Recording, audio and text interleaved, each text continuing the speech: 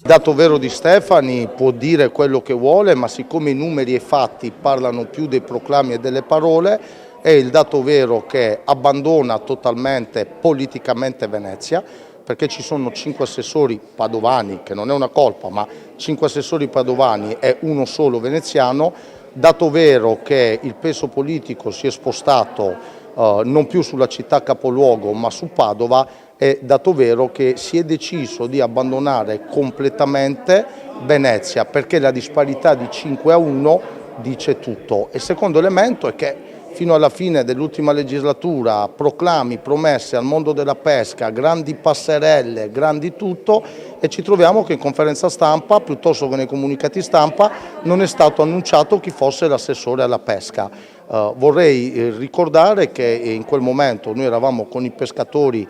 del lupino di mare che stanno vivendo una grande crisi, hanno i soldi fermi qui che abbiamo votato in bilancio e non gli sono mai arrivati, e non si è capito ancora chi è l'assessore alla pesca. Credo che sia un dato spiacevole calcolando quello che è l'indotto e il PIL del Veneto attraverso quel settore. Ma perché la delega non è stata ancora ufficializzata o forse perché la delega non è stata comunicata in conferenza stampa? Vi siete informati, avete capito? Perché insomma ci sarà qualcuno che ha la delega della pesca? Sì, ma il tema vero è che non ne hanno proprio parlato ed è un dato che andava chiarito, perché in questi 5 anni la delega della pesca è stata con l'urbanistica, i 5 anni prima è stata con l'agricoltura. È quindi evidente che se tu non la citi nemmeno durante la conferenza stampa e pensi che la delega sia solo agricoltura, vuol dire che non c'è quell'attenzione dovuta a un mondo che è in netta sofferenza. Vorrei ricordare, se a qualcuno è sfuggito, che negli ultimi 6 mesi avevamo decine di barche per protesta legate avanti la Capitaneria e i signori che oggi hanno vinto le elezioni